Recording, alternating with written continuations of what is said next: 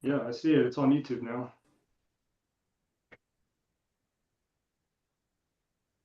Now mine says still begin up. Okay.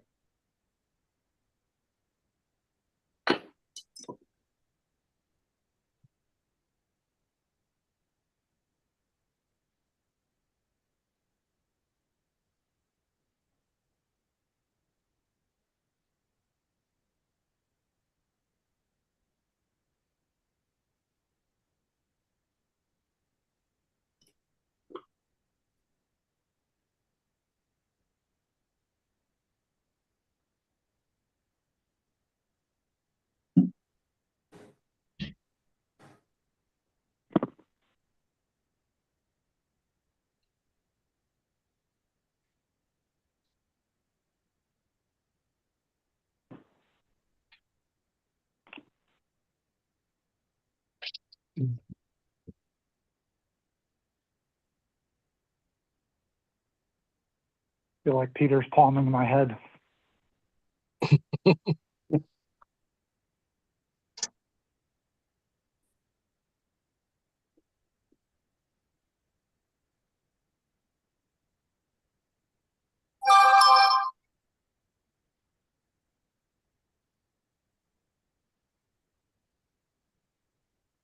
Like waiting for the space shuttle to take off. How about it?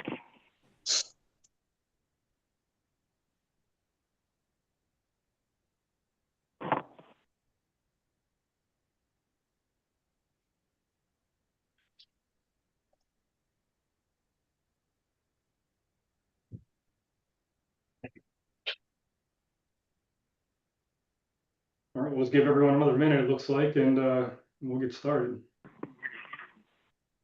Sounds good.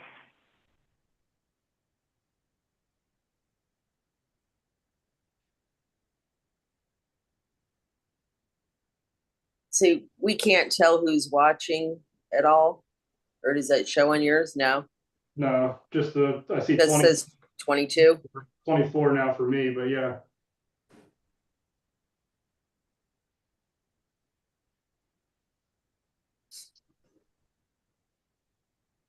All right, well, I think it's 7 o'clock. Should we get started? You guys all good? Yeah, we're all good. I'm good. Okay. Well, thanks to everyone, all the panelists, first of all, for joining this, trial, I guess we'll call it here, because we've never done this before as residents of Barrett Township, that's for sure. And thank you for all the people that are watching on YouTube and possibly even watching after the session, because it's going to be available hopefully indefinitely on YouTube for people to watch later. And I want to introduce, I guess, all the panelists. Start out. I'm Nate Covington, and we've got Jason Delp and Christine Esposito, Sam Jones, Grant Hilfiger, and Peter Pipolo. We're just going to basically hopefully have a discussion and go around in a circle about, as we go through some of these topics. So there is no real time limit here, but I'm hoping that we'll kind of keep everything to like 2 or 3 minutes and find a way to not let anybody take it and just run with it. So, I think the first topic and the biggest request that everyone's been asking for is about Bedco specifically. And that was one of the things that we wanted to kind of address, carefully, because we do not have anyone here from Bedco to make any official statements. And the what they are doing is on November 18, there's a Bedco meeting. And I believe that's going to be on Zoom, or is that in person?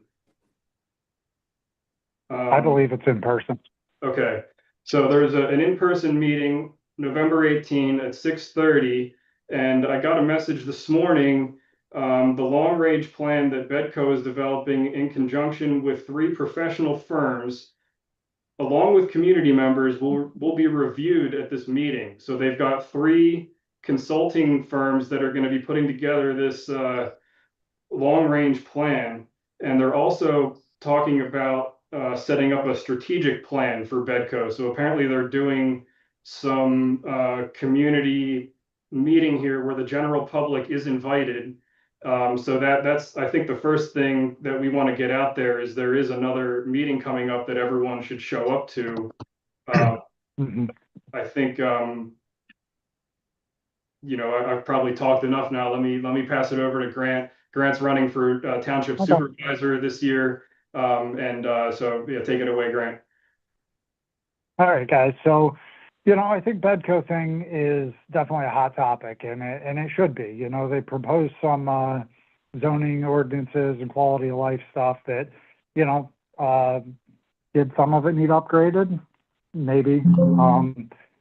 I think that the key thing that we have to focus on and remember is they're not the final answer. Your 5 supervisors are the final answer. So, Bedco, Nate Covington, Peter Pipolo, anybody can go to the supervisors and say, hey, I think you should check out these ordinances, and they could have them draft and they could shoot them in front of them. But at the end of the day, nothing gets adopted or approved unless it's passed by your 5 supervisors that are elected, that you guys elect. So that's where I think sometimes it's really, really key to kind of pay attention to these elections that are coming up. I don't want to push, obviously I'm running, but you just need leadership on your board. So if an ordinance comes up that somebody recommends, you have good, strong leaders that can say, we appreciate your hard work, we respect you guys, but this isn't for Barrett Township. Thanks, but no thanks. Try again. I think Bedco can have a lot of good things going for it. We just have to, as citizens, concerned citizens, we just have to, be involved, work with them. They're setting up committees, and they're having meetings and stuff like that. They want your input. They want to see it. And I'll tell you right now, it stems from dilapidated buildings in Barrett Township. I think it stems from a long history of problems in Barrett. I don't think this is anything new. We're talking, I've been here 20 years, and there's some of these buildings that have been vacant. The idea is just to kind of get those buildings cleaned up. And I think, if I understand it right, and again, like you said earlier, I don't want to speak on the terms of Bedco because I'm not a Bedco member, but I have been to every single one of their meetings and I read everything they put out.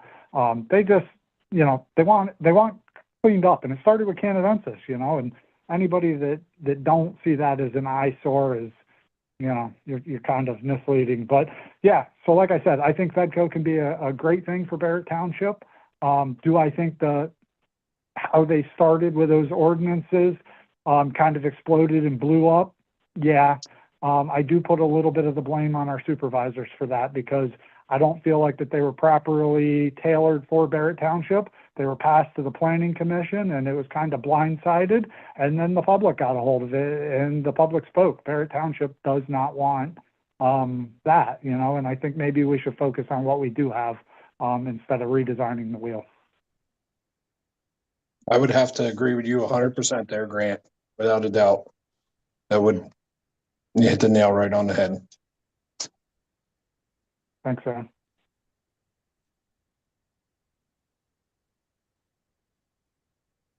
Anyone else want to weigh in on Bedco? Go ahead, Peter. Grant, you said they're forming committees and having meetings. Now, I don't remember where I heard it, but is this invite only? Are they forming these subcommittees within Bedco that they're going to invite who they want? Or are they going to allow anybody to come in? So I definitely think that at the end of the day, it's going to end up who they select. Obviously, it's their deal. And again, I don't want to speak for Bedco. Right. It's just kind of Understood. what I think. But I have seen the likes of Carla Price. You know what I mean? I think she's on a committee. I think Carol Hardy's on a committee. I know they've reached out. To be honest with you, I think they invited Tom Dente even to be on a committee. So I think they are trying to get diverse. I don't think that they're ignoring anybody's opinions. What they do with them, again, I'm not Bedco, so I can't speak for them. I think they're well-meaning. Bedco they are well-meaning. I just think that they could have been a little bit more transparent in the beginning as far as exactly what they were doing. They had a very small group of people that started that, their board. And I just don't think the board was diversified. It was a select group of people that honestly didn't know what the Main Street was all about in Barrett. You know, exactly what the people were looking for, what the businesses needed. A lot of them never ran businesses in town. Yes, I'm a business person. I look at that, but I'm also a resident. But when I say well-meaning, I think voices have spoken up, and they are now bringing more people into the at the table, and that is definitely going to hopefully make a difference. And but they still need to operate as a nonprofit outside of the township. You know, they're not a governing authority; they're a nonprofit, and you still need to let the township do what the township has to do. They can, their hands are reaching, I think, a little further than they should. But let the supervisors have that final say and craft those ordinances. Planning commission supervisors to get it done. I agree 100% with that. Yep. The ordinances, I mean, they propose some ordinances there. Some of them are a little out there that aren't for Barrett Township. They have fancy attorneys in Philadelphia. And I've been to the meetings like Grant. I've been to the early meetings there, and just in some of the meetings, they brought these ordinances and they didn't work for Barrett Township. So it's even the lawyer in Philly doesn't always know what a lawyer in Stroudsburg and Monroe County should know that works for Barrett Township, or even for Monroe County as a whole. I really don't think that any of them ordinances fit our township. I think the ordinance. I think there's some of them that need to be tweaked in that, but I'm still a little bit baffled as we've had decent ordinances. They just weren't followed. There was nobody holding people to task for the ordinances. There is ordinances to clean up, and they're very big on blight. Blight is a problem, but I honestly don't see Barrett Township as a big blight problem. That it has a small area, but there is no major blight problem in Barrett Township. For the most parts, most of the residents do what they need to do. There is small pockets, Canadensis feed. But if you take Canadensis, could you take any more areas really in Barrett besides pick and choose maybe a home here and there, a dilapidated vacant home here and there? So I think they needed to enforce the ordinances that were on the books. Yeah, and I think, a lot of our blight problem, and I'll just go focus on Canadensis, who's going to invest in those commercial buildings when you have no outlet for your septic systems, so it really limits what you could do in there.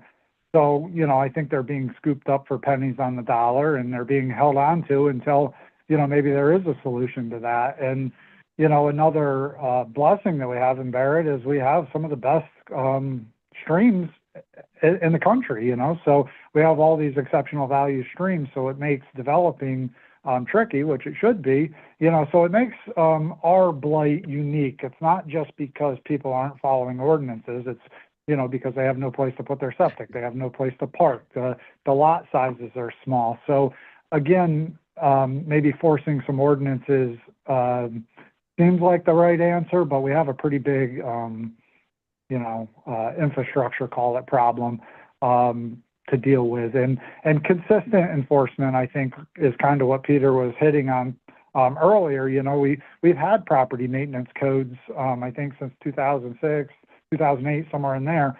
But it only seemed like stuff was enforced if a neighbor complained, or, they would always say, well, we're going to look the other way until somebody's really complaining, which I don't really agree with. If we're going to have ordinances, it shouldn't be up to the concerned citizens to enforce them, or, choose and pick and choose who was enforced on. And we all know that that's happened in the past. I'd like to think it's going to get better. But, you know, we have to make sure that we keep it on track. And I think the concerned citizens showing up and saying like, hey, you know, we're involved and we're not turning a blind eye to this. And you got to be consistent. Anybody can show up at one meeting, throw their hands in the air. But when you're there for the second, the third, the fourth, the fifth, they start getting the idea that, hey, there's some consistency here, and these people love Barrett, and they're real. They're not going away. And I think that that's what we're building, you know, between Zoom and live stream and getting stuff out on social media and just being heard. For so many years, you go to a meeting and you say your piece, and you just you get that eye roll and a cold shoulder. I really feel that we're turning towards listening to the people. One thing I can honestly say that I think is like an issue about the ordinances is like Kennedenses specifically is we've nearly zoned every business inside of Kennedenses out of business with our sewage laws and everything else. There's been no alternative for these businesses to be able to reopen. There's been no solutions to the problems that is created by adding the new sewage ordinances, and whatever else ordinances, parking ordinances and all that other stuff. There was no solution to any of the problems or issues that were going to arise to adopting those new ordinances. So I think that's another thing that needs to be addressed too with any new ordinances. If there's going to be an effect to property owners, there needs to be a solution to those issues that are going to arise from those ordinances too. I think some of the onus on that too is with the owners of those properties. They need to pony up and say, hey, what am I doing there? What's my intentions? I've again been at the meetings and I've heard the supervisors and the engineers say, we are willing to work with you. We will figure something out in order to get to get something going there. Whether that's it in holding tanks instead of, you know, because the sewage treatment's no good. Whether that's getting them pumped, you know, maybe every 6 months. Some of it may not be, you know, a permanent fix, but I have heard them say, tell us what you want to do, and we will see what we could do to work with you. And then it's been silence after that. There's been no talk of what their plans are. Yeah, I've also definitely heard that, you know, and it's unfortunate because I know yourself, Peter, and many of us, you know, Barrett's good to businesses, you know, people like to support local. And I know for a fact, if you, you know, you invest in your business, that you can definitely be supported in Barrett Township. So it's a shame because I would like to see all those businesses open because they help everybody else. They help community. They help with, you know, Peter's Rotary Club and parades and everything. You know, the better the businesses are, the better everybody does. But yeah, so anyway, that's where I'm at with those ordinances and stuff. But yeah, we do have to remember we're talking about private property there too. You know what I mean? I don't like being told what to do with my property as much as the next person. So we also have to kind of respect that.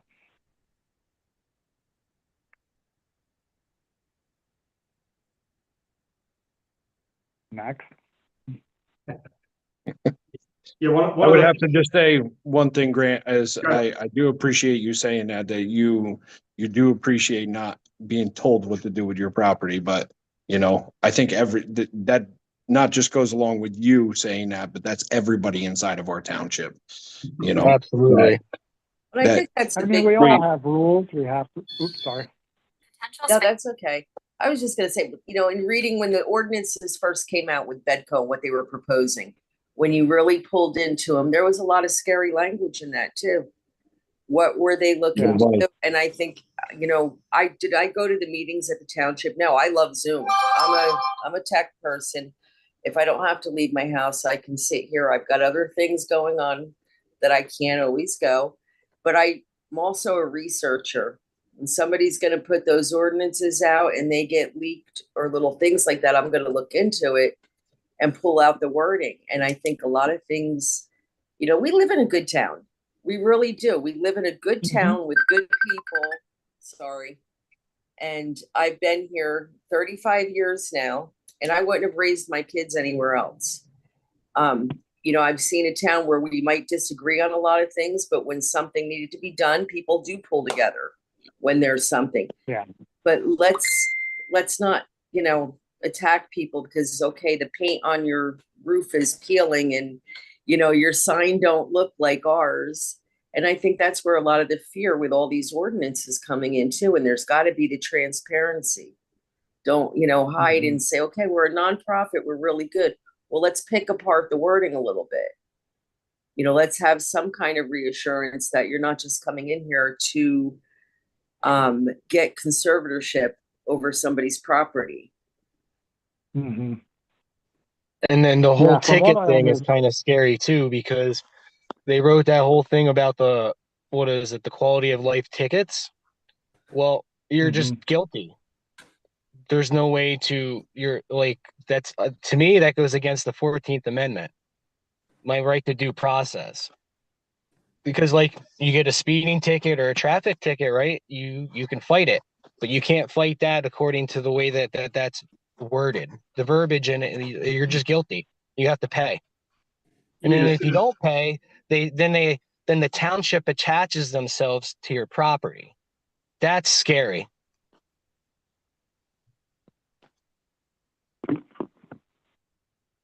You mean as soon as a neighbor complains, they activate that? Is that what you're saying? Well, no, in the thing they have about the quality of life tickets. And then if you don't pay the ticket, they put a lien against your house. I need to reread that. I don't mean to silence this. I just definitely think that it's tough for us to answer for Bedco and Right. what's going on there. Well, that's so I not do really think a lot of Bedco. this. That's Well, that's hang on. actually the I township had trying more to to pass it. the ordinance. Right. And I think a lot of that is getting squashed through these meetings and stuff like that. And I know you talked about it, Jason. And in the last meeting, I think maybe Patty brought up that it's going right back to a magistrate type deal and it could be appealed and stuff like that. And again, I'm not 100%, but they're definitely in the draft stages. And that's why I encourage people, to be involved, because what I've seen of recent, the voices really do matter. I've made some suggestions, specifically on sign ordinance, data center ordinances. And although, they might not have agreed right there, it came back and things are changing. So, and I know, Jason, you're very active and you speak out, and I do think they are listening, and we have to remember that they're in the draft phases. So, for us to, you put your opinion out there, and we got to stay steady and consistent, which I feel like we have been. And I do feel like until they're passed, we could beat it and beat it and beat it. We just have to be consistent with them in the meeting. Well, and I think a lot of more people have been coming to meetings, and I think that's a very good thing. It definitely is. Come on, look at the first planning commission meeting when they first started going over these 5 ordinances. That place was packed. Yeah. That was awesome to see. It was a good feeling. It definitely is. It definitely is. And, it's, I don't know. I like seeing the people out there. And again, that's kind of what we've been talking about, and getting Zooms and recordings and meeting minutes and transparency. There's nothing more transparent than when you're sitting in the meeting, hearing it with your own ears and with your own eyes, because that's that. But I definitely encourage as many people, and I don't know what the process is to go to the Bedco meeting. If you want to be at that next meeting, I would encourage reaching out. I know they sent out an online thing. I've already RSVP'd to it. But if you didn't get that email, text, whatever it is, reach out to them. Because like I said, we could talk about this. And I know we moved on to ordinances and stuff that's already in front of the supervisors. But if we really, really want to get to the bottom of Bedco, who, why, when, what's your mission statement? I've heard, how come their nonprofit isn't approved? I encourage everybody to show up to those meetings and let's ask those guys, because I could ask Nate, I could ask Jason, but at the end of the day, Bedco is the only one that can answer a Bedco question. But, we just have to stay on the supervisors and just say, hey, look, Bedco isn't running this town, Grant Hilfiger isn't running this town, Jason Delta isn't running this town. Let's come together and do what's good for Barrett. Barrett Township as a whole, not just a one organization, 5 people, 8 people. So I like that everybody's showing up, but I think that that's the end goal. But we could keep assuming what Bedco next step is, but I think it'd be important to let's talk to them and get that information out there. Yeah, let me try to rewind for a minute too, because I'm sitting here thinking about Bedco and the thought in the back of my mind. We've kind of already said this, but Bedco is basically a committee. The Bedco can make recommendations to the supervisors, but the elected supervisors are the ones that ultimately make these decisions. I think historically, maybe you guys can jump in because you probably have been around this longer than I have, but Bedco used to be under a different name. It used to be called the Architectural Review Committee. Am I correct? I think they're totally different committees. So I think the Architectural Review Committee was an actual township committee. Let's call it like the Planning Commission, maybe not within much authority. But when you submitted a set of drawings or plans or sign permit, actually, I think when I did my sign here in town, they were still there and I had to submit to the Architectural Review Committee. They more or less reviewed architecture. They didn't go out and draft ordinances. They weren't a nonprofit. They didn't raise funds and But they could basically judge the visual appearance of whatever they were driving down the street looking at, right? I mean, as far as I'm concerned, Bedco has the same power as, call it, Sam Jones and 5 of his buddies. They could go start drafting ordinances and getting ideas and suggestions and throwing it down on the table in front of the supervisors. It could take some force there. So I think in our minds and in the town right now, we're almost putting Bedco at too much power. We think they have too much power, but at the end of the day, they can't do nothing unless the supervisors approve it. So they could propose, they could push, they could, want the Statue of Liberty in the middle of the town. But as long as the supervisors are the ones making the decisions, which they are, the power is in the supervisors, your elected officials' hands. I do, like I said, I don't agree with some of the ordinances and the wording and the internet, and a lot of it is the International Property Maintenance Codes, which isn't new and it's out there. And a lot of it isn't different from what we already have, so you have to compare from what we have to what's new. Some of it's already there. You know what I mean? Junk cars, the property maintenance unsafe code structures. is because at the planning committee, Ralph actually asked what the difference between the old one was and the new one was, and then they figured out that there was nothing. It was the same thing. Yeah, it's not a lot. And my friend Mary kind of did the same thing. She helped out with a red line between them. And if you thumb through it, like you said, with enforcement and the ticketing, that's definitely something new. But I think Peter nailed it on the head. No matter what we have, we just have to have consistency. And in the past, it just wasn't that way. It was, as a sense, somewhat who you were, how much your neighbor complained.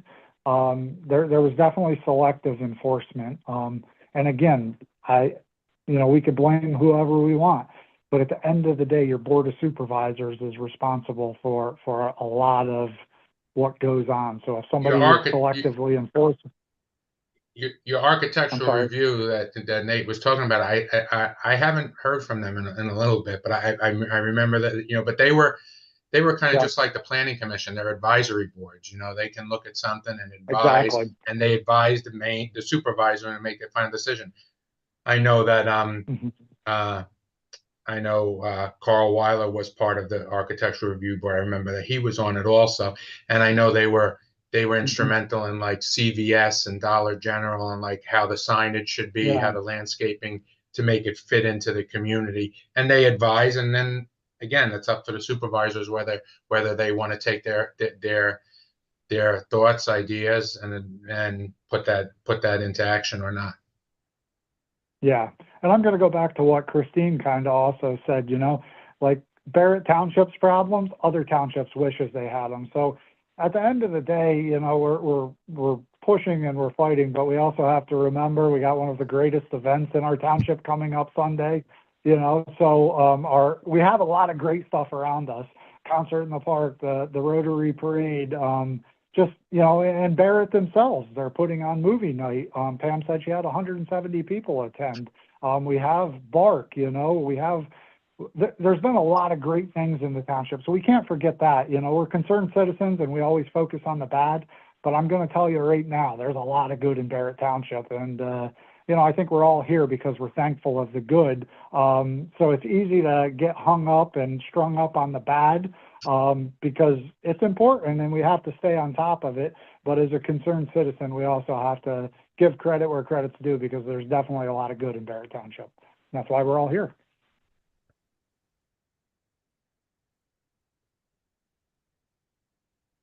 What do you got, Nate?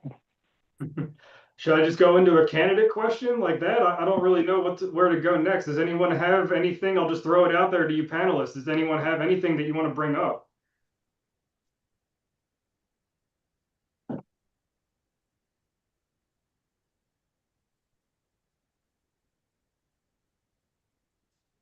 Is that for anybody? A question for me? I didn't know where you were going with that. I wasn't sure. No one started speaking, so I can. Yeah, definitely. Christine, you're muted. Hang on. I You didn't know, know as a if you were concerned addressing citizen, YouTube. Because I see 40 people watching, but nobody's asked any questions yet. No, and my wife is saying that she can't post comments on YouTube, and I'm saying that people are. I don't know what to tell her. yeah, I think we're new. We're rookies with this.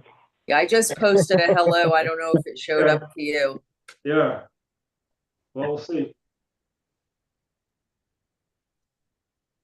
So, I mean, there's other big things going on. You know, the sign ordinance that I feel has been worked on for like 2.5 years. I want to say we're really close, if not on a final draft.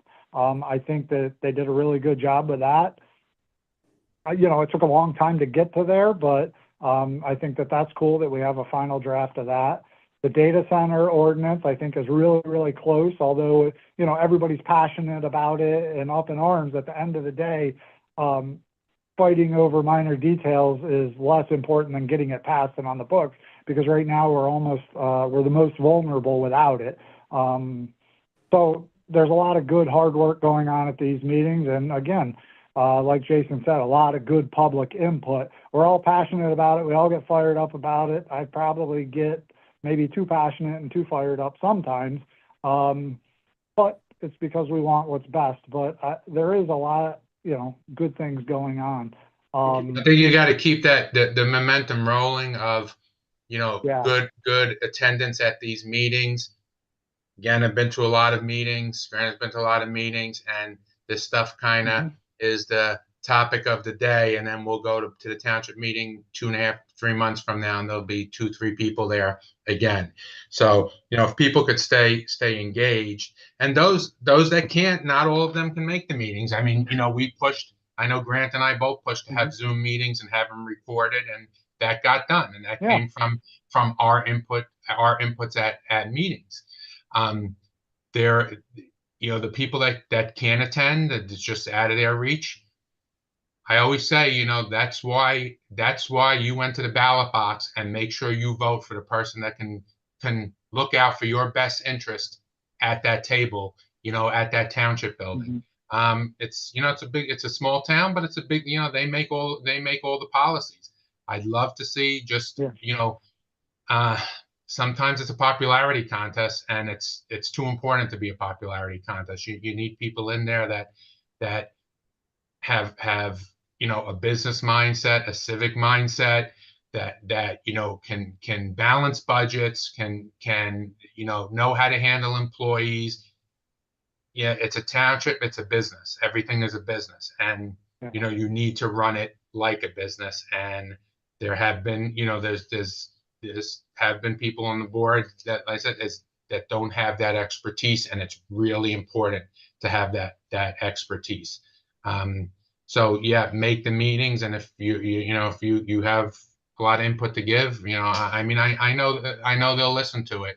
And if not, then it's only those few 4 or 5 people that are making those decisions without the greater voice behind them. And if they have the greater voice, they will listen to it. Yeah, a perfect example of that, Peter, is they were, multiple meetings discussing whether they'd record Zoom, whether they were just going to keep it live. And simply I said, hey, how about we make a motion to record it and post it on the website? The Board of Supervisors kind of looked at each other. Pam made the motion, it was seconded, and all, they voted it in, and here in the next few weeks, they were recording and posting it. So again, public input definitely matters. And I don't want to push my campaign too much, but that's the kind of leadership that we need. You can't just talk about something for months and months and months on end. There needs to be action. And, just asking them to make the motion and it simply happened, I thought was a major gain on top of having Zoom to begin with. So again, some more great stuff happening. Sorry. Oh, I thought somebody else was talking. Yeah, I thought Christine was maybe trying to speak. No, it wasn't me. Okay.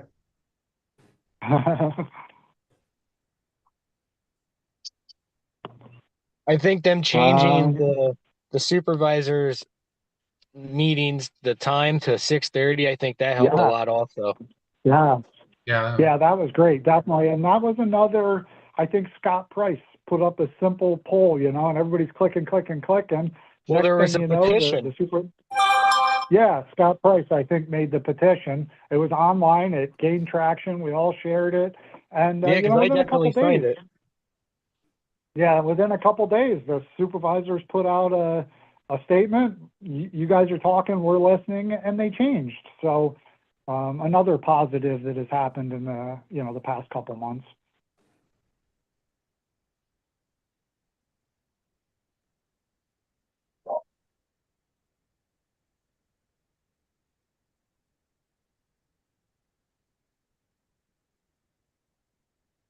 What about the financial sustainability of BART? Does anyone have any comments on the new building that the township is slowly, setting up and really getting settled into now? Mm-hmm. I'm hearing mixed signals on that. It seems like half the town's really happy, and it's half the town thinks that we're going to be financially bankrupt because of this. Does anybody have any insight or?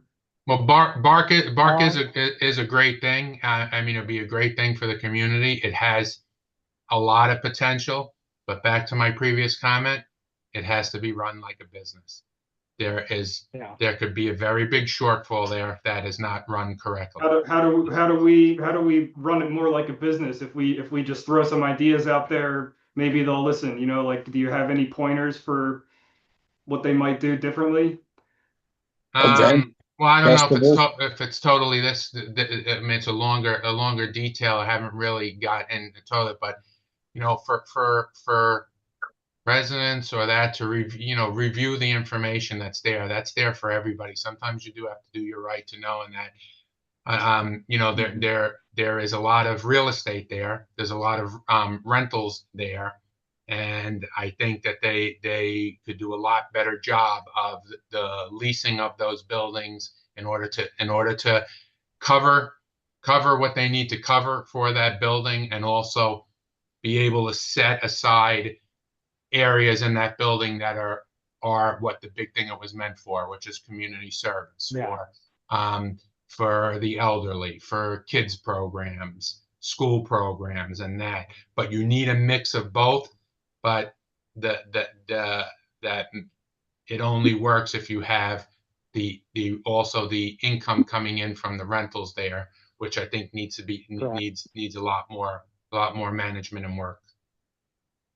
Yeah. I get a. Go ahead. You go ahead, Grant, and I'll speak after because I'm going to include you in this. All right, sounds good. So in the beginning stages of really digging in, I did a right to know for all the leases, and just to familiarize myself with it. I don't want to go through the rumor mill, so I got the facts. And the first thing I did, because I'm not a commercial realtor, and I've had a lot of real estate in the past, and I'm pretty familiar with a lease. So as I was thumbing through them, I seen a lot of amateur type lease stuff. And, you know, I shared it with Peter. I shared it with Carl Weiler. It was shared with Don Hannig. I shared it with a lot of people, and we all kind of came back with, oh boy. So, you know, again, in the beginning of purchasing Bark, I made the recommendation that we hire a commercial realtor, and I heard more than once is, we can't afford that. But at the end of the day, you got to have the right professionals in the right spots, whether that's your solicitor, a commercial realtor, a marketing team, and they don't cost you money. They end up making you money because our commercial space is undervalued big time. I think we realized we're like, I don't know, maybe like 90 or 80% below the county average for commercial space per foot. I would say that the one lease probably doesn't even pay its own utility and upkeep and stuff like that. And it's our biggest tenant, you know. At the time when we first got to school, I understand they needed any income they could get. But you need to write a lease that protects the taxpayers, the residents, and for the best of Barrett Township. And unfortunately, I think we're finding that in the beginning stages of Bark, that wasn't done. Can it get better? Yes, it's going to be awesome. Bark was bought to be the community center of this town. And I have visions of that still being a community center, but we have to surround ourselves with professionals that can help us get that done. I hear all the time, oh, I didn't know that was at Bark. I didn't know that was at Bark. I didn't know that was at Bark. Well, if we had the right realtor team and marketing team, everybody would know that it was there, and it just drives up the value of that rental space.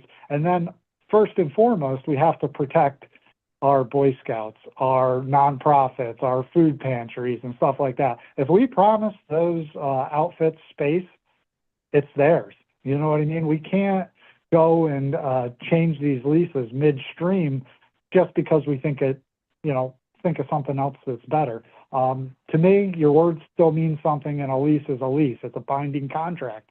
You want to change that contract, you're gonna get yourself in some trouble. And unfortunately, Barrett Township is in a little bit of trouble. And you know, I'm not pointing fingers. I'm not saying right or wrong. But the way I read the lease, we're in a little bit of trouble. So I know that that's a big red flag, a big let's not talk about it. But I don't know. It's what's happening in Barrett, and I'm a concerned citizen with it. So we got to do better with how we're dealing with Bark, and we got to have a great mixture, like Peter said, of business sense, because we don't want it to become a financial burden. And with the resources and the spaces that we have, it could definitely be successful. And you know, the Friendly Community Center is proving it. Nicole works very hard, and her stuff is very successful. And I know the movie night is becoming very successful, and there's a lot of events and even concert in the park, you know, with the Rotary Club, which I'm a big advocate for, because they're consistent and they work very hard. So we can have a great mixture of that, but we also need the backbone of good businesses in there that are bringing good income in. And again, I'm a business owner in Barrett Township. I have been for 20 years. I don't know why anybody wouldn't want to be in Barrett Township, and we have some great space in there. I know it's full, but I don't think it's going to be full for long, because we can't be holding space for part-time tenants. But that's where I think about Bark. I think it's probably one of the better things that has happened in Barrett Township, buying the old school, especially at the price, and with the help of, you know, well, I think we all know who helped buy it. It's invaluable. You know what I mean? A lot of us went, well, I didn't. I came right after elementary school. That's why I've only been here 30 years, not 42. But anyway, a lot of kids went there. You know, it's comfort, it's home. When it was sold to the Presbyterian Living Center, a lot of people were sad. They ripped down the old school. A lot of history was lost there, but I think when the township got it back, the town people were really excited. But we just have to be responsible and not let it become a tax burden, you know, which I feel like it kind of could be and has, you know, because we got a lot of donation money. We sold a lot of real estate. And another big issue, we're in debt. You know what I mean? Barrett Township wasn't really in debt before the school. So we just have to, I'm not saying debt's 100% bad, but, you know, you can't just keep borrowing and spending foolishly. You still have to be sharp. And that's where I really think that rental income will help us. but it can't be at the cost of our nonprofit and for the reason why we originally bought it, which is, you know, the town hub, the town center, and it has to have a little piece for everybody. It's not just for a few. So one thing I was going to say, Grant, and this is a discussion that me and you have had in the past, is, you know, like the spending that's going on. You know, one thing in general that I know very well of that is the generator. I mean, you've discussed this before, you know, like we got a $250,000 grant for a generator, but then the bid on it's $600,000, but we got to use, what's the name of that company, Grant? The approved I would contractors. have to look it up. Yeah, I sent you that estimate. I don't remember what it was. I think the hard part is, go ahead, Sam. I didn't mean to interrupt you. Go ahead. But anyway, I went through and, you know, I called friends of mine that own generator companies and I had them do like a full bid because they were able to pull like all the electrical system and everything because it was an old school, you know, like they pulled all the basic plans for the school and they did like a full out bid on it. And, you know, it comes out to be $200,000. So granted, we got a $250,000 grant, but then, you know, nearly, you know, $350,000 is coming out of the taxpayers' pockets to cover the rest of the grant money, you know, that the grant money doesn't take care of. So we can basically buy somebody a beach house or whatever, you know what I mean? You know, with the additional $350,000, you know what I mean? So I think that's all stuff that needs to be addressed too. That, you know, one thing that I think that Barrett Township should be doing is bidding out the local contractors, you know, for construction purposes, for stuff like this, because the more that we keep our money with the inside of our township, with local people, keeping local people employed, you know, this generator company, maybe we got a $250,000 grant and maybe we have $350,000 that can come out of, you know, taxpayers' money, you know, to pay for this, but that money's going outside of our township. It's not staying with inside of our township. If we're hiring local contractors, you know, if they're hiring Grant Hilfiger, if they're hiring Sam Jones, if they're hiring Nate Covington, if they're hiring, you know, I know a multitude of carpenters. I could go on and on and on and on for any carpentry work and stuff like that they need done. You know, the money's going to go back into our town. Like it's staying here inside of our town. So I think one thing we forget about is when the spending threshold goes over a certain amount. Unfortunately or fortunately, you know, Barrett Township is government and there's different rules and regulations on, you know, who we can hire and stuff like that. And I'm going to go back to the firehouse roof or something. I think I bid that a long time ago, but I ended up losing it to a higher amount because it ended up having to be prevailing wages and stuff like that. So I'm going to say I don't know exactly what that threshold is or what the regulations are, but I do know once you start getting into bigger governmental jobs, there's more things on that. We all hear about the guys working up at the Tobyhanna Army Depot, you know, getting $50, $75 an hour prevailing wages because they have to pay it. And I think that generator might have jumped into that. And I'm not saying it's facts and I'm not defending the township, but I definitely think that there's more restrictions that comes to a general eye. Do I think there's money to be saved? The quote that they have and the way Pam explained it to me is that was just a all-in quote, here's what we're going to figure, but it still has to be put out to bid. So, you know, if Tom White, a critical system, meets all the bid requirements and wants to bid it, he could definitely bid it, you know, just like our paving. And I've been involved in that a little bit more than I have with bigger projects at Bark or whatever, but that gets put out, but it's got certain standards. And, you know, you see all those companies that come back in and it's like, they're all within $20,000, but I know dang well my driveway or parking lot or side road didn't cost me that much to pave, but somewhere in there with the government regulations, unfortunately, it costs us a lot of money.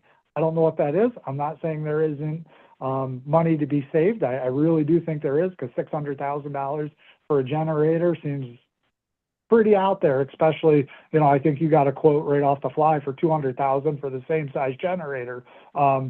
Is the quote 100% apples to apples? I'm not sure yet, but that's a pretty big gap. It could be an apple and a banana, and there's still money to be had in between there. So I think you have a really good point there, Sam. And I do like the idea of local contractors working on local stuff, and there's still a lot of work to do over at Bark. Thankfully, we have a really talented maintenance department that somehow knows how to do construction and build trucks, plow roads, and put bleachers in my front yard here for the parade. They're kind of like a jack of all trade guys, and I know they've done a lot of work at Bark too, which, should they be out on the road when they're renovating Bark? I don't know what the balance is, and, I'm not privy to 100% of that information. But I agree, Sam, that, maybe if you have somebody like a project manager or somebody on the board that has, contracting skills and knows how to work with these contractors that says, hey, maybe we could do these transfer switches different, or we could use a different fuel tank here. Why are we doing this? Instead of, non-construction minded or non-business minded people like Peter keeps referring to, to interrupt you, Sam, also, the bigger question that should be asked is, why did we leave that generator at the old Township building that was there that could have been brought over to the Bark building? That I love a little explanation on. That was a massive size generator, oversized for that building. I'm not saying that generator could have powered Bark, okay, but it probably could have powered a portion of Bark, and it definitely would have got us an emergency shelter there that could have been powered just the gym to use as emergency shelter, which we really don't have an official emergency shelter in this township. So that's where some of these decisions that, are made when there's only two people two people in the audience at a meeting, and someone needs to say, hey, why aren't we doing this? And, did we do our proper due diligence to make sure that that work? I mean, I'm thinking that generator off the top of my head is probably $125,000-$150,000 generator sitting at that building that didn't make that building worth that much more. The old Township building that is just that was put there with our taxpayer money, and we didn't get the use out of it, and we could have got a lot of good use out of it over there. These are questions. Yeah, and I never heard that. I never heard that once mentioned, like, hey, what if we take this generator to Bark or whatever? And you're right. If we would have took that generator, we probably would have sold the building for pennies less, not hundreds of thousands of less. And like you said, immediately we would have had a warming station.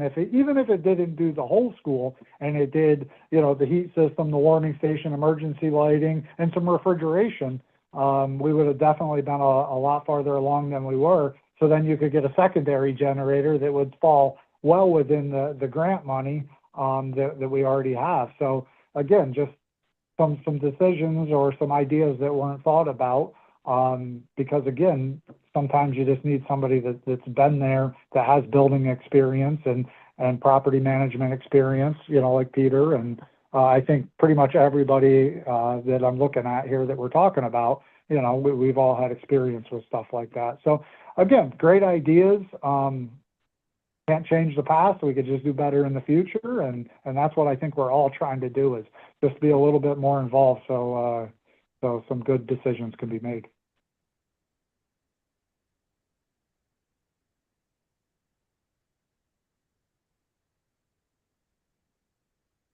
And how you guys doing? Should we do one more question, or what do you guys think? Yeah, no, I'm good. I'm good for whatever.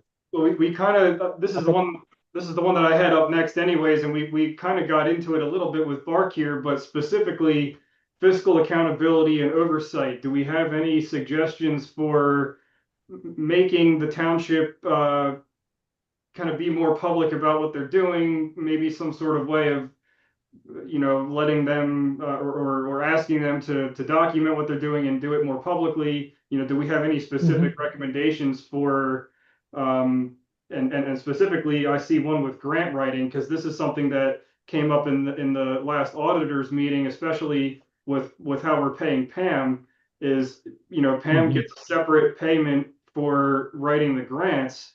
And it just turned into a really difficult discussion of, how much do we pay Pam and how much is it worth to, to have these grants, applied for? How does she track her time on the other side of it? Because I think she's supposed to be tracking her time differently for when she's working on grants versus, when she's doing other stuff. And it was just it gave me a headache just even trying to think about that. So anyways, any suggestions from the panel? Yeah, so I was searching and I blundered upon this by accident. I think all of you seen a few months ago, or maybe a month ago, I asked about websites. And so I just started cruising around all our neighboring townships' websites. And Chestnut Hill has a pretty unique system where they have a chart right here is where our grants are and stuff like that. Now, it only shows grants coming in. It doesn't show grants worked on. And again, I think, so the number is $10,000. Pam gets an extra $10,000 per year to be our township grant writer. And I would say she's been successful. We've got some decent grants. I think we've got a bridge, we've got paving, we got some money towards this generator. We've definitely, obviously, offset our costs of $10,000, but there's no job title for it. Is the grant writing within the 40 hours a week? Is it without? I think just a lot of people have a question, and I think if somebody just asked it in the meeting, it would probably be answered, I'd assume, or even a simple email saying a lot. But anyway, I do think we get a decent amount of grants, but Pam has a lot of hats on, so if it's something that maybe we could outsource and she could be more efficient at different jobs, or same thing, we go back to the commercial realtor, if she doesn't have to show the commercial space, she doesn't have to manage the commercial space, the tenants, a property manager, she could focus maybe more on grants. I don't know what that looks like. And I don't know what $10,000 a year gets you for a grant writer. Is that one grant application? Is it 100 grant applications? I know she mentioned in a township meeting, which kind of threw up my my spidey senses. She said, we worked really hard on this grant. I had Janine help me. Does Janine get paid grant money? Does Pam reimburse her for time? Or is Janine now doing grant writing? Are we double paying? But anyway, the moral of the story was, and we did all this time and hard work and we got a $600 grant.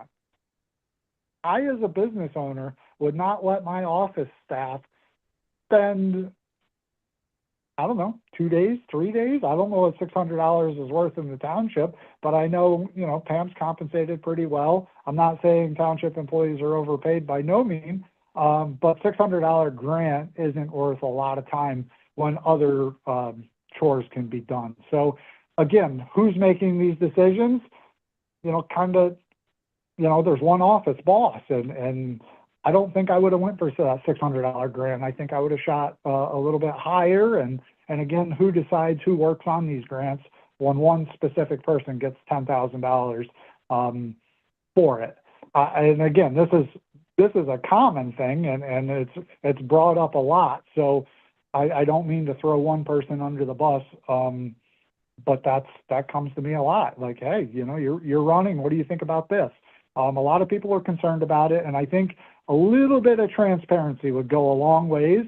And if we seen it spelled out, it probably really isn't that bad of a deal. $10,000 doesn't get you that far when you're bringing in a couple $100,000 every other year. I would trade it all day long. I'd spend $10,000 to get a couple $100,000 into my business. So I don't know what the answer for transparency is.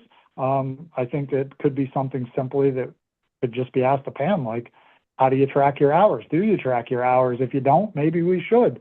If Janine's helping you with a grant, does she get some of that $10,000? And if not, we got to figure it out. And, that 10,000 number has been there for a long time. And I want to say it's been 6, 7, 8 years. So maybe has Pam evolved out of that position and it becomes a Janine position? I don't know, or is there too many hats and there's not enough time in a day that it becomes an outsourced position?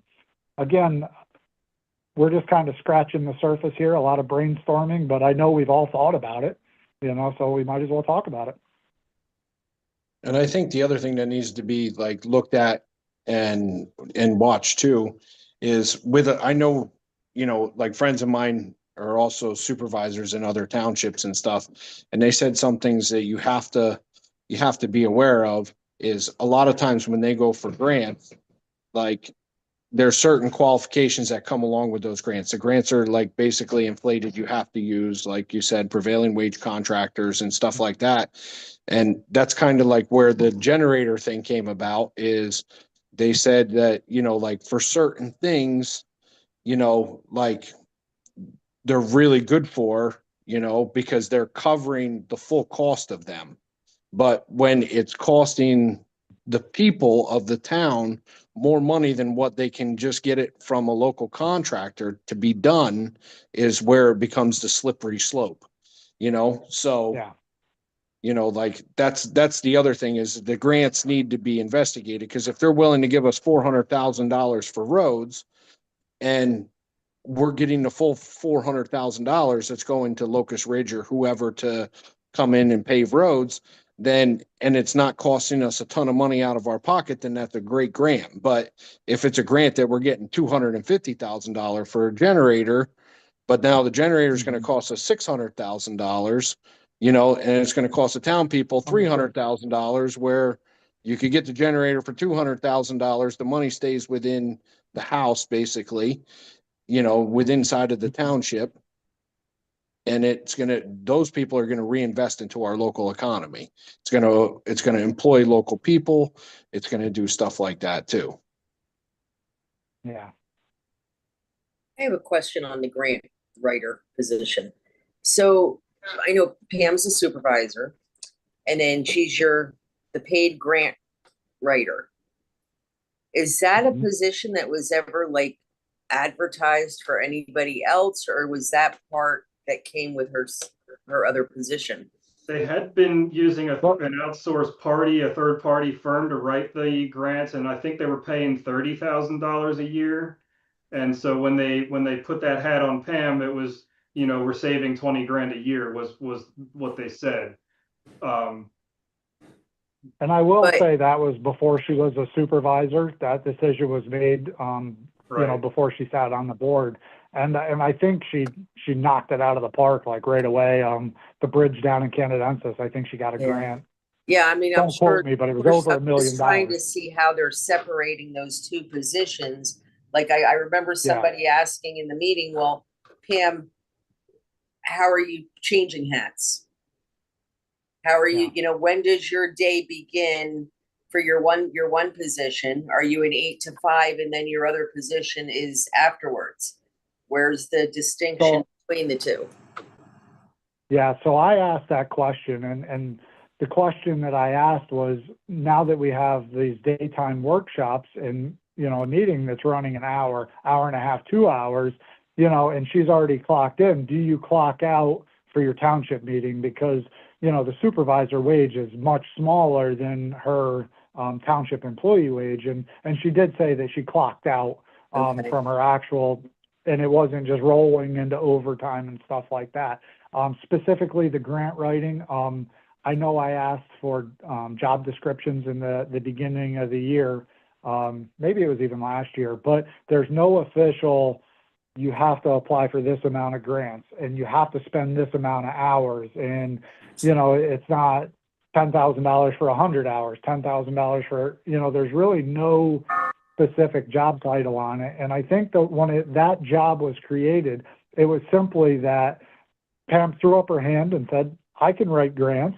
She knocked it out of the ballpark, and they negotiated. They said, like, we'll pay you $10,000 because we're paying them $30,000. Right. So she's being paid the $10,000 for that, but she's also a township employee. When is she doing the grant writing, and when is she doing her township employee duty? No way to monitor that. That's what I was wondering. Are they two separate positions?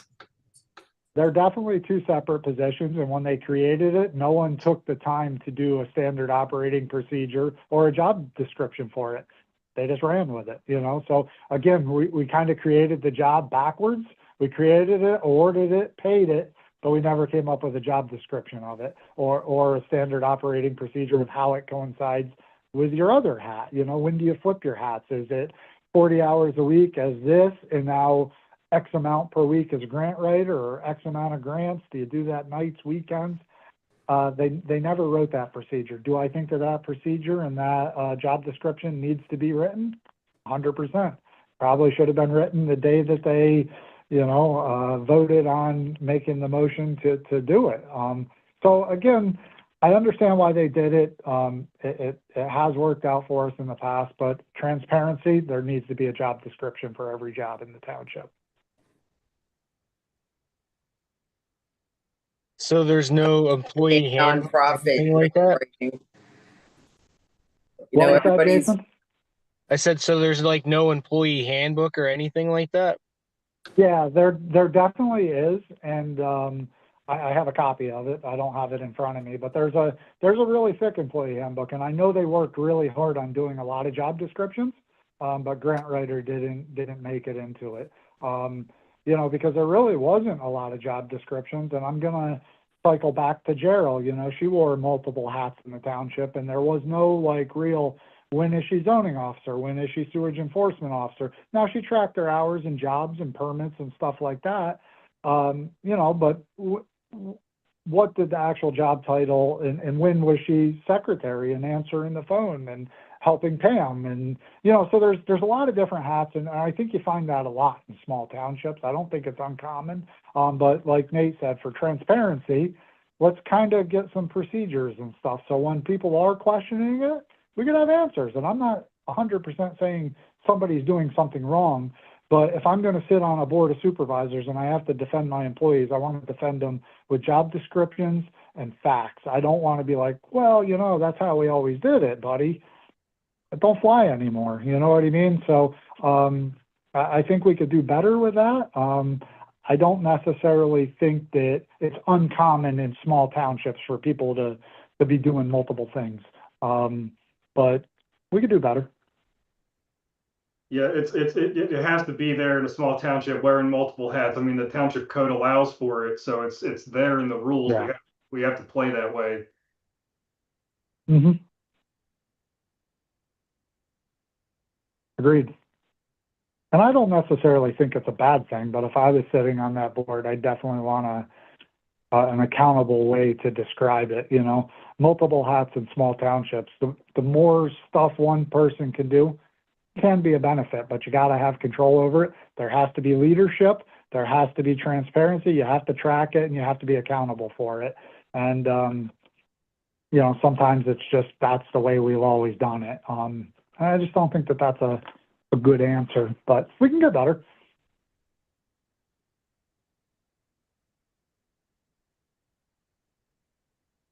What do you got next, Nate? Are we done with that or not? I think let's see.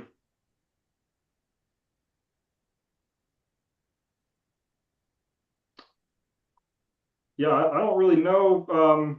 I think I'm kind of out of questions. I think we covered a lot of it here. I think the conversation was really good. Yeah, for I sure. had somebody else just ask me a question in a private message because they're not able to ask questions. What they're saying about the, and it's going back to the two hats, but she said every other company requires a productivity report down to the minute. And are there any productivity reports for that one job? See, I'm having a hard time separating those as not being, that they're two separate jobs, but it's one person. Where in my eyes, when I'm doing a job, my job description says 20% of my time would go to this and 20%, 60% to this, and, show your productivity. And that's what they're asking. Is there any kind of productivity reports on not just the grant writing, but as a whole? Where, there's just transparency, how much time during, if your hours are 8 to 5, how much time in that 8 to 5 is actually spent on the secondary job, which shouldn't really be spent there, because wouldn't it just make more sense to say, make it one job and give her a $10,000 raise? If she's getting paid $10,000 for grant writing, but she's doing it during her 40-hour first job. Yeah, at that So- point, why wouldn't you just give an hourly raise that kind of equals that, and then you're covering it in hours, you're not Right. calling it a totally And in different no job. way am I saying, I don't know what her job entails, and not saying she's not doing a good job. I'm just looking at it from a viewpoint of it's Right. not making sense. I think Peter just lost Wi-Fi. My power blinked here and Peter disappeared. Yeah, mine flickered But here too. yeah, I understand what you're talking about. I Yeah. haven't per se seen timesheets other than what we've seen in Right to Knows, and they're not really super detailed. Right. And I don't know what the productivity scale is. I know I've asked, we're going to throw these events and stuff like that, like a movie night and a bingo night and, some technically like community events, but we also have to make sure that these community events aren't costing everybody money if they don't want to participate in them and they don't want to volunteer them. So I've asked for profit and loss statements on those events, and they're not kept for that, Right. and and I think we should. And another good thing that was brought up is township cleanup days. We have 7 of them in this township, where we used to have a spring and a fall. Should we have a profit and loss statement for township cleanup days? Absolutely, because if every township cleanup day is actually not breaking even and costing us $2,000, does all the taxpayers want to pay for everybody else to have and I think township cleanup days are important, I know my family used them when I was growing up, and we had the Stanford and Son trucks, and where do you get rid of a tire? Well, you can get rid of it there. I think they're very important, but we got to figure out if we need 7 or not. So that was brought up on Facebook. And again, I think people coming out and being able to express themselves and being taken seriously, I think is really, really important with transparency. And like you were saying, Christine, maybe we do need to set a new standard for tracking productivity, and then we can figure out what we're keeping, what we're changing, how we can flex, because we really don't have a big budget in Barrett Township. Like, it seems like a lot of money, but they stretch, I think it's like $2.2 million, a long, long ways.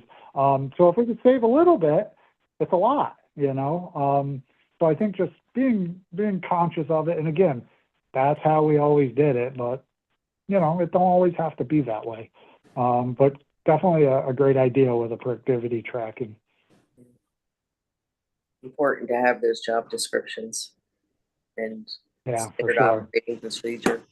I'm just worried that it's going to Yeah, be a lot of excess, administrative work to track all that on top of it, right? Because I'm sitting here thinking, Bark, right. if somebody wants to rent a classroom in Bark right now, they can. And if they only want it for 4 hours on one day a week, that's what the lease is for. They can rent, Yeah. they will actually do that and let somebody rent a classroom at Bark for only whatever hours they need. So from the public's perspective, that's great, because now I can start a group and go rent a room for cheap, and it's not a big commitment. Yeah. But from Pam's perspective, that's got to be a nightmare. Yeah, and I think, like you said, how many, we got to make sure it makes sense too, because if you create a position to make those positions 10% better, is it worth it? And I know, like, I'm probably, paperwork stacks up and it's easy to get behind on. So if you're, again, making it harder and you're being less productive, we're trying to track productivity to make it accountable and better. But if it's counterproductive and we're going backwards, it's tough. And like you said, the rental of the room, the pickleball court, the events, there's a lot of charities in and out of there too. And although you think like, you got a key card, you can come in and out, it never works that way. There's a clogged toilet, there's muddy boot prints down the hallway, there's a door that doesn't unlock. Everybody needs attention, and it's a big building and there's a lot of moving parts in there. So again, like, I could see how your day gets derailed and stuff like that. But definitely, if I was on the Board of Supervisors and I had to answer to the public for the employees, which you're in charge of, a job description and just a little bit of, because I'm going to go to bat for them. We all had employees or coworkers and stuff like that have been trashed, and you're like, actually, absolutely not. They're this, and this. But you got to make sure you're transparent and have the facts, and you got to answer the hard questions. No one likes being questioned. But when you're public and you're you're funded by taxpayers. You got to answer the questions and not be defensive about it.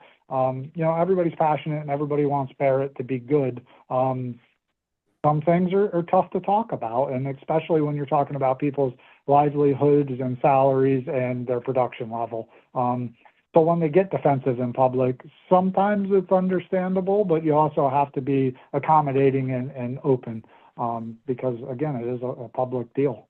Yeah, and I didn't in no way mean that question in a bad way or to bring anybody's I didn't defenses take up. it that way. Okay.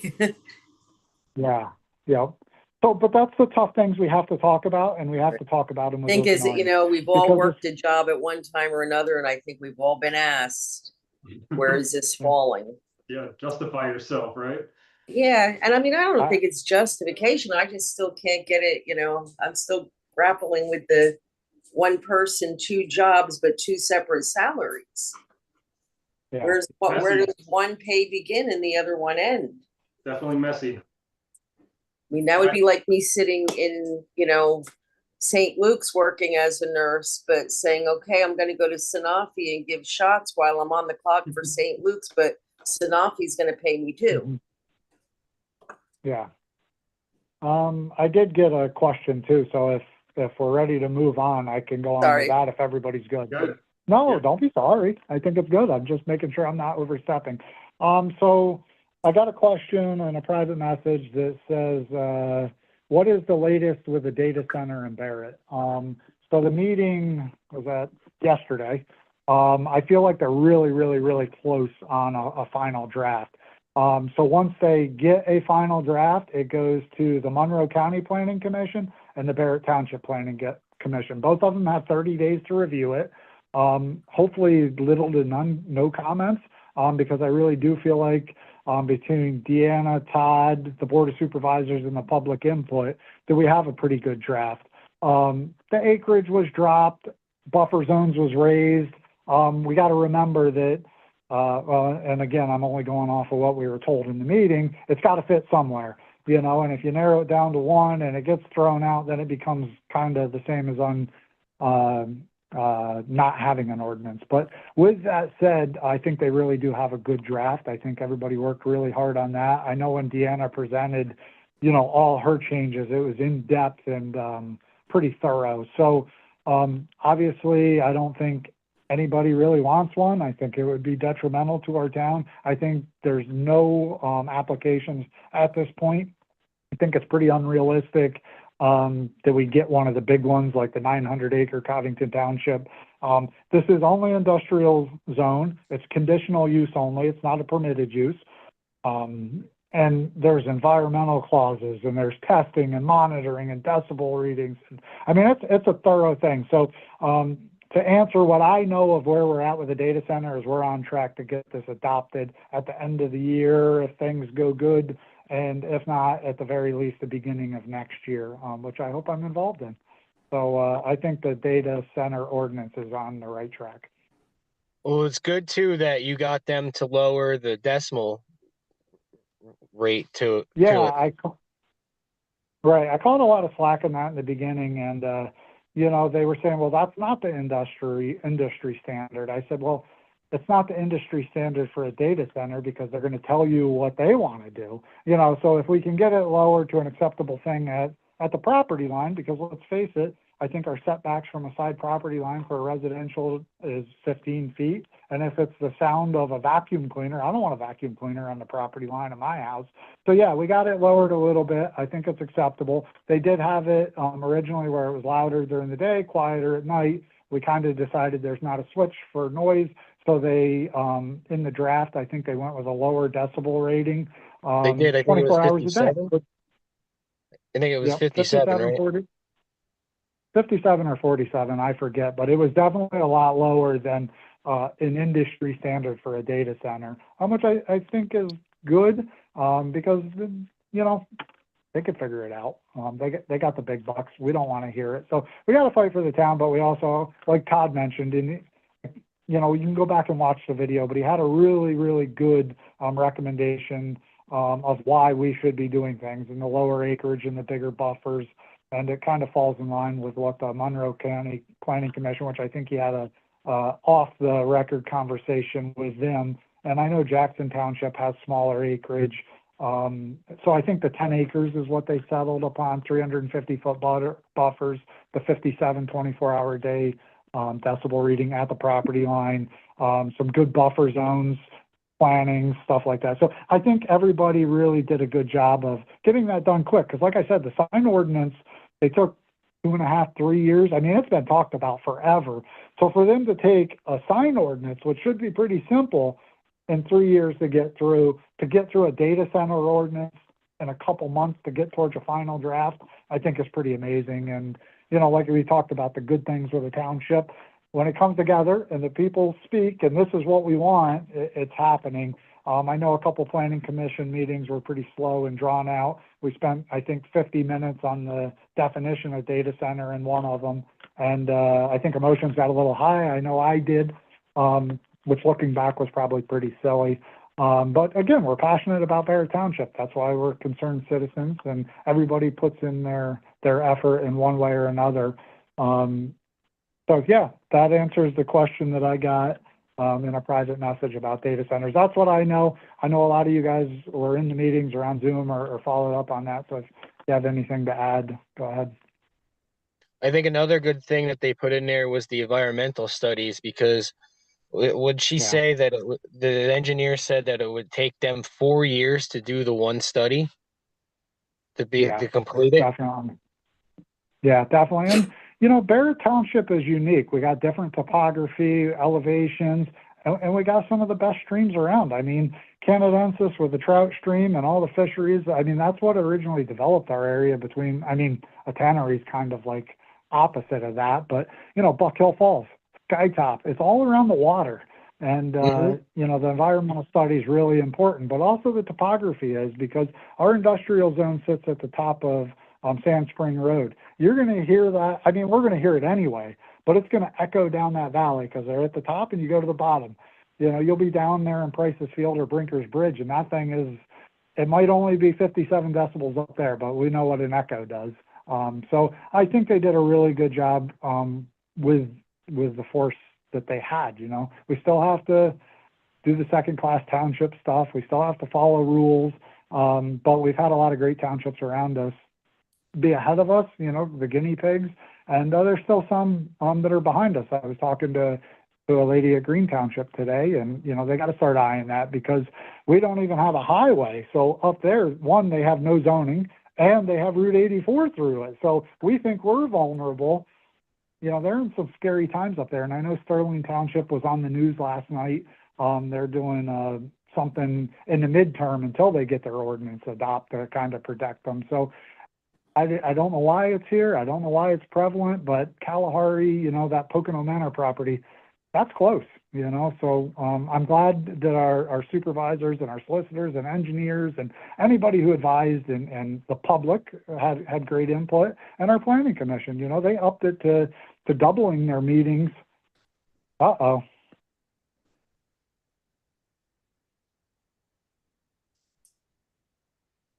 What happened, Grant? I think that, I don't know what happened. I think my Wi-Fi blinked. Can you guys still hear me on the phone? Yeah. You're Yeah, still we can hear here. you. The camera's working too. All right, well, I think I'm back in business now. Yeah, I think my Wi-Fi blinked. I don't know if that's what happened to you, Peter, but I just got the boot. But, My power went off. I think that, okay. But yeah, I think that this is one instance where, you know, everybody band together and we got the best thing out there. And I think the important thing now is to actually get it adopted and on the books. You know, we could fight over the tiniest little things all day long, but it's pretty good the way it is. I compared it to a lot of other townships, and I'm pretty proud to say that Barrett, I want to say we're right up there with one of the better ordinances. They got it done. They got it done pretty quick, which was good. But I think also at the same point is, don't you know, rest on your laurels. I guess is you know, those data centers have deep pockets, and they are going to push themselves wherever they can. There is billions upon billions of dollars in that, and it's coming whether we like it or not. Whether we like it or not, most of us all use it, whether you believe it or not. You're all using what they, the fabulous AI they call it. I mean, you got this meeting right here, and it's AI also. Yeah. So you have hopefully that gets adopted soon, but it's the speed that it went through. I just think that they should just now, after it's adopted, if there's a fine tuning over the next year, Keep on top of it. and see what other headwinds other townships have to face, that where they actually went in there and applied, and because they have a lot of lawyers, and they'll find ways around all those little things. So the more safeguards you could put in it, the better.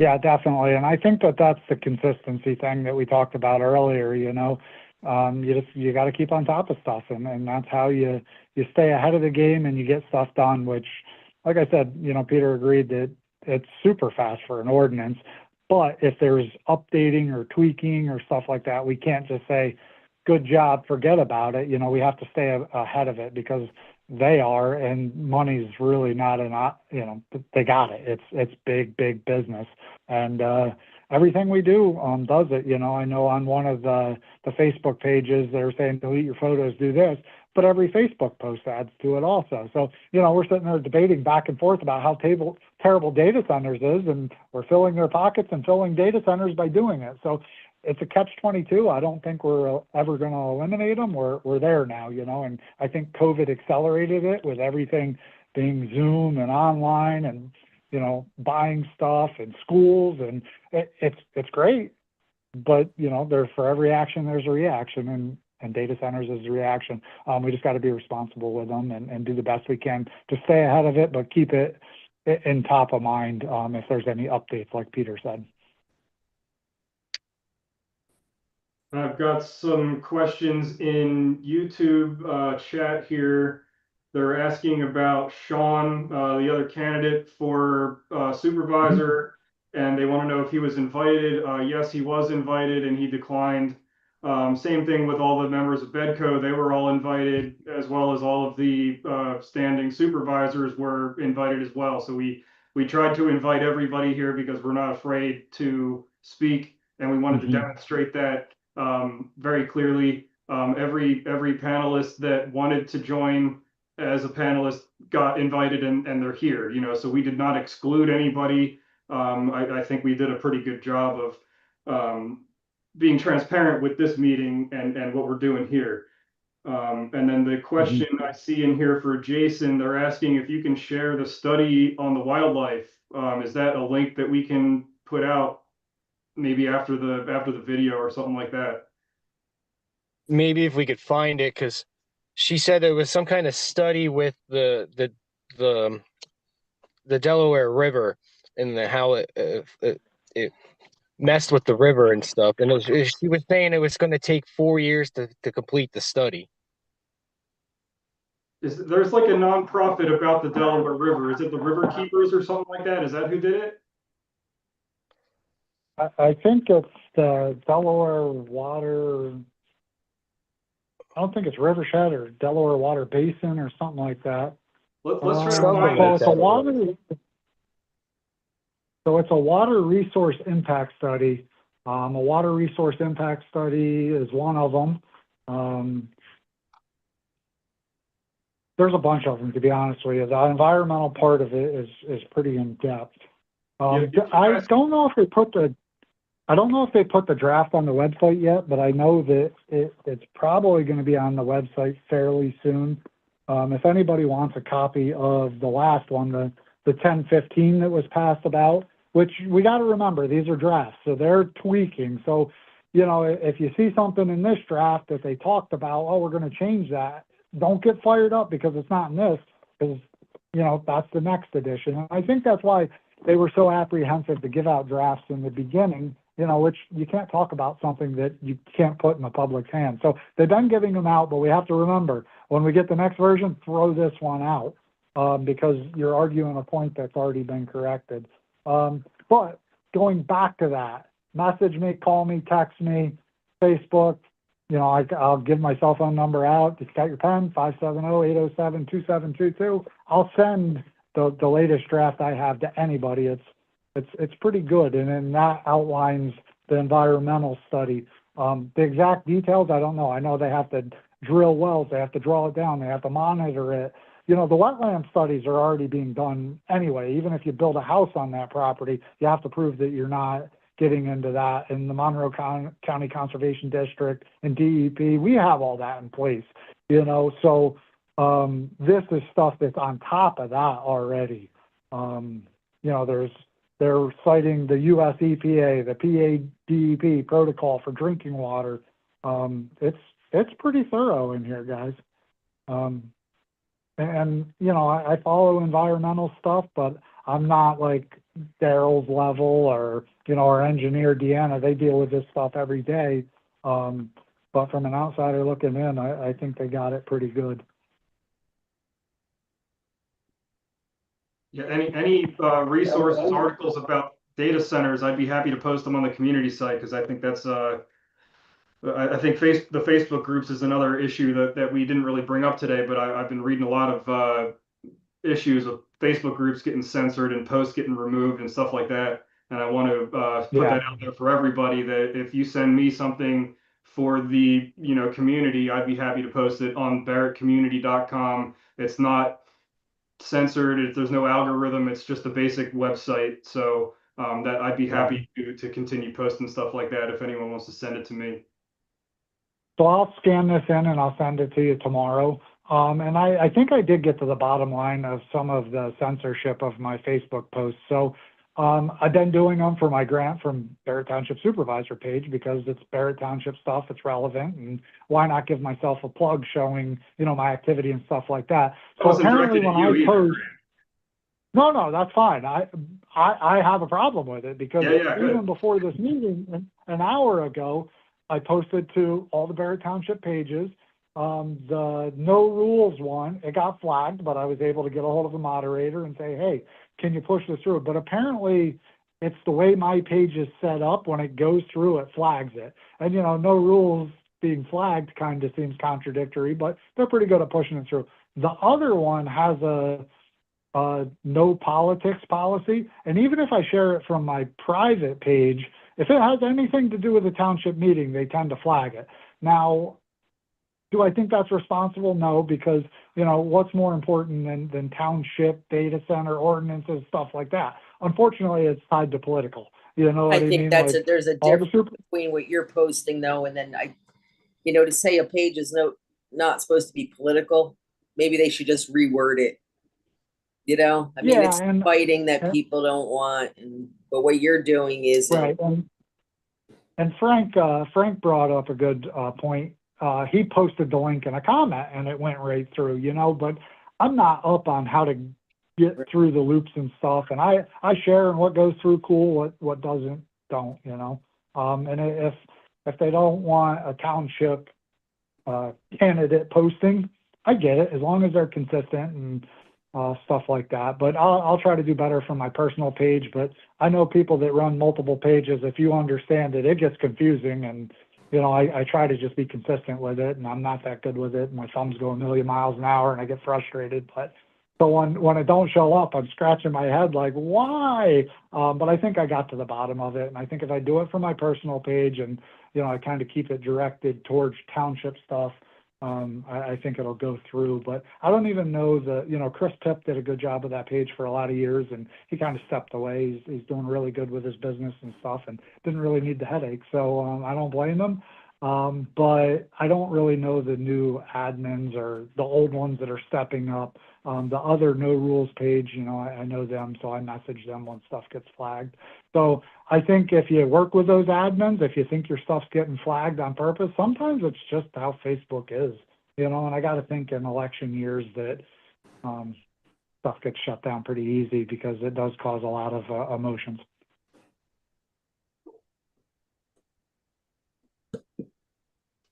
Well, we've made it a full 90 minutes. I didn't think we were going to talk that long.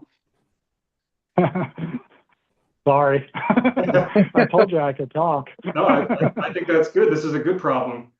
Does anyone else have anything before we call it?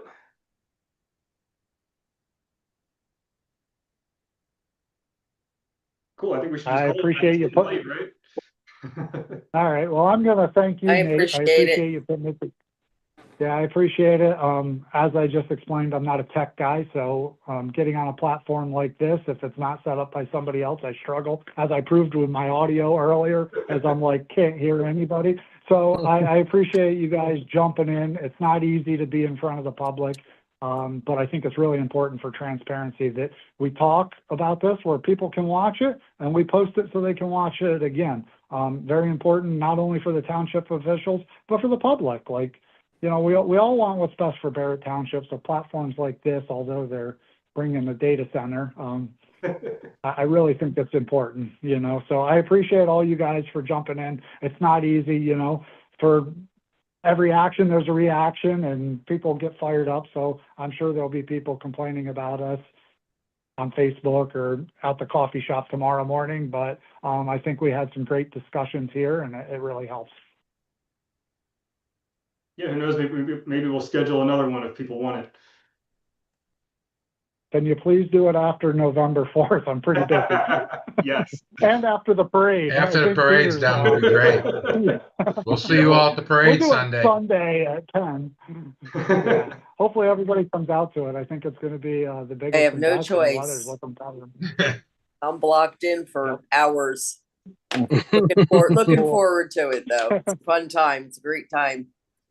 Yeah, it's the parade, and it's the I'm really November 18 is that Bedco meeting that we should be reminding everyone about too. That's the big event, I think. If we Where get is that going to be, Nate?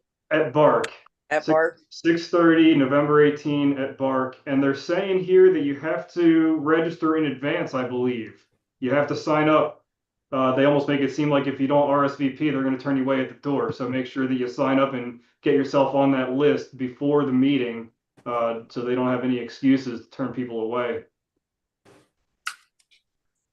Do you know how to sign up? It's on the Barrett community website. I posted it in the YouTube chat. I'm trying to think of how else to do it here. Is it on the Bedco website? Or maybe you could even email the Bedco website if you can't find it on the other links. I know they have a web page. I know they have a Facebook page. So I got to think if you reach out to them, they'd be happy to send you the RSVP link. I think it's like your name and email address, phone number, RSVP, and it goes right through. Nate, did you RSVP to it? I don't know if anybody else did, but it was pretty simple. I need to. It's on my list. Sounds good. All right. Well, thank you all you panelists for joining and playing along here. This has been great, I think. Hopefully we've put something together that the public will appreciate. Okay, thank you. Thanks, guys. Have a Thank good you night. very much, mate. Yep. Have a good night, Thank you. everybody. Have a good night, guys. See ya. Take care. Thank you. Yeah.